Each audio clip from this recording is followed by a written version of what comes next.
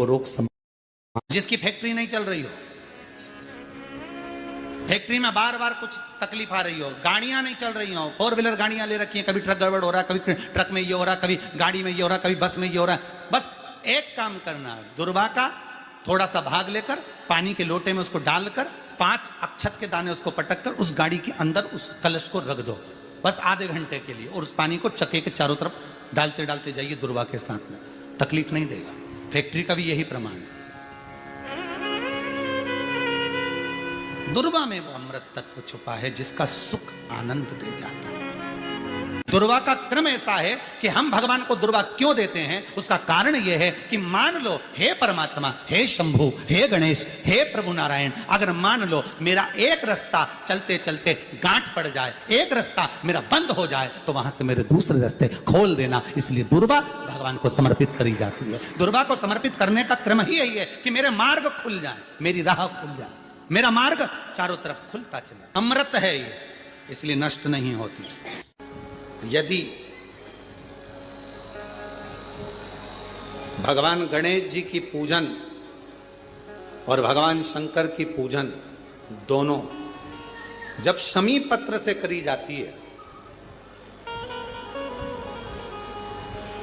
तो शरीर में कैसा भी रोग भरा पड़ा हो, डॉक्टर ने कह दिया कि यह बहुत बेकार रोग है और यह रोग इसका पीछा नहीं छोड़ेगा, यदि आपको डॉक्टर ने कह दिया कि ऐसा है, डॉक्टर की दवाइयां लो,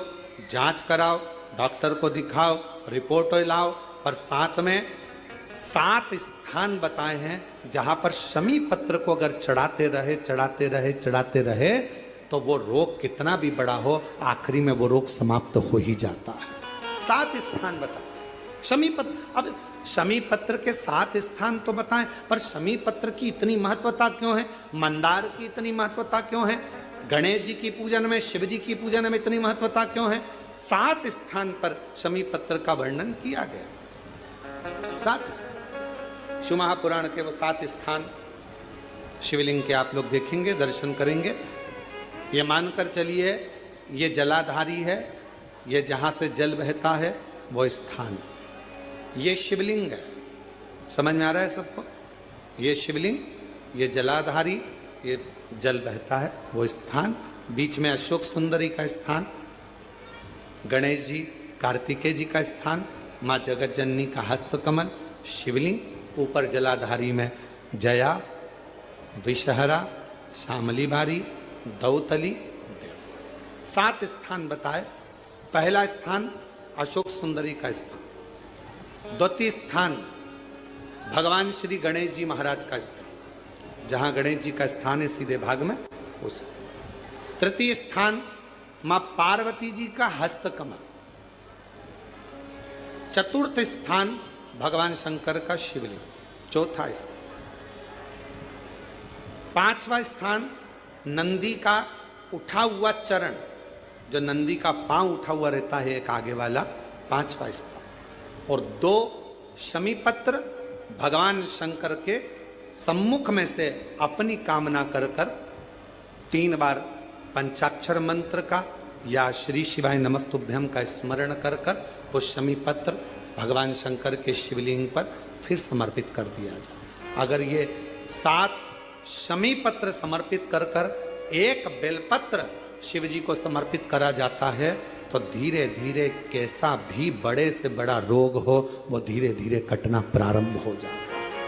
हम एक निवेदन करें आप लोगों को, अगर स्वीकार करें तो, कभी कोई विषम समस्या यदि आपके सामने खड़ी होती है, विषम समस्या जिसका कोई निराकरण हो ही नहीं रहा, सब दूर हाथ जोड़ लिए, सबसे कह लिए, सबको प्रणाम कर लिया, सबसे बोल दिया, सबसे विनय कर ली, तो भी वो समस्या मिटी नहीं रही है, तो हमारा निवेदन है 5 बेलपत्र, 5 दुर्वा, 5 कनेर के पुष्प शिव जी को समर्पित कर उसी 1 लोटे जल से 5 बार शंकर भगवान को जल चढ़ाना प्रारंभ करिए। लगभग 1 हफ्ते यदि आपने शिव को जल चढ़ाना प्रारंभ कर दिया इसी क्रम से, तो निश्चित है वो समस्या का हल 1 हफ्ते के अंदर बाबा को निकालना ही पड़ेगा और आपका लक्ष्य निश्चित करना ही पड़ेगा। बहुत सारा भगवान को नहीं चाहिए, शिव महापुराण में यह भी कहीं नहीं लिखा कि तुम भगवान को 108 या 1008 या 1008 बेलपत्र समर्पित करोगे तो शिव जी प्रसन्न हो जाएंगे। शिव महापुराण की कथा तो यहां तक कहती है, एक बेलपत्र की पत्ती को आप अगर बीच में से, ये एक बड़ी पत्ती, उसके बीच में 2 पत्ती और 2 पत्ती के बीच में जो गैप है, बीच पत्ती में, इस पत्ती और 2 पत्ती के बीच में जो जगह है, अगर आप इस पत्ती को यहां से स्पर्श कर कर,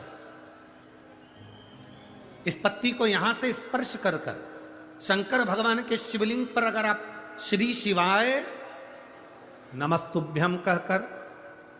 पंचाक्षर मंत्र नमः शिवाय कहकर, षडाक्षर मंत्र ओम नमः शिवाय कहकर यदि शंकर के शिवलिंग पर समर्पित करते हो तो वो 108 बेलपत्र का काम कर जाती है। पकड़ने का स्थान देखिए,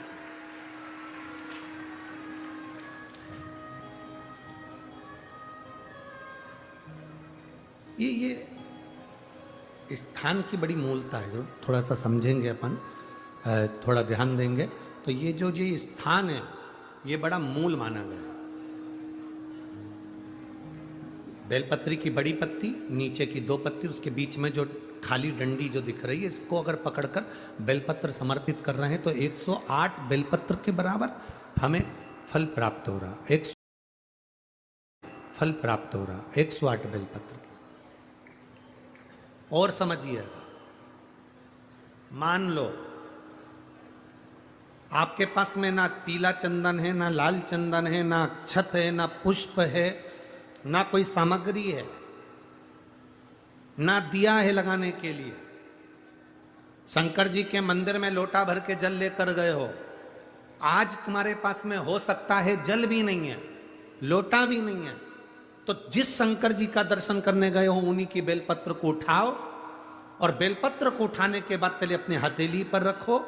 अपना हाथ रखकर बाबा से प्रार्थना कर कर बेलपत्री की मध्य पत्री, आगे वाली पत्ती को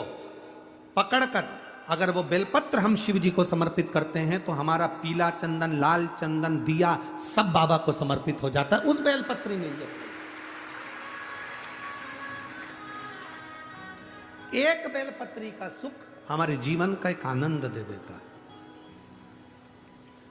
हम तो यहां तक कहेंगे, अगर कभी जिंदगी में तुम्हें लगे कि गुरुजी मेरा पैसा फंस गया नहीं मिल रहा है, या मेरा पैसा अटक गया नहीं मिल रहा है, या मेरा घर में धन नहीं है, बहुत तकलीफ की जिंदगी चल रही है, आप ये बेलपत्री का जो 2 पत्ती है ना, ये 2 पत्ती इस जगह से पकड़कर, आपको लग रहा है कि पैसा नहीं है, काम बहुत बड़ा अड़ा है, बेटे की शादी, बेटी की शादी, या मकान या दुकान, कोई काम अड़ गया, ये 2 बेलपत्री की पत्तियों को पकड़कर अपनी कामना कर कर शिव जी को समर्पित करो और 1 लोटा जल बाबा को चढ़ाना प्रारंभ करो। 20 से 22 दिन इंतजार करना, मेरा बाबा हाथ पकड़कर कुबेर भंडारी भंडार जरूर भरेगा।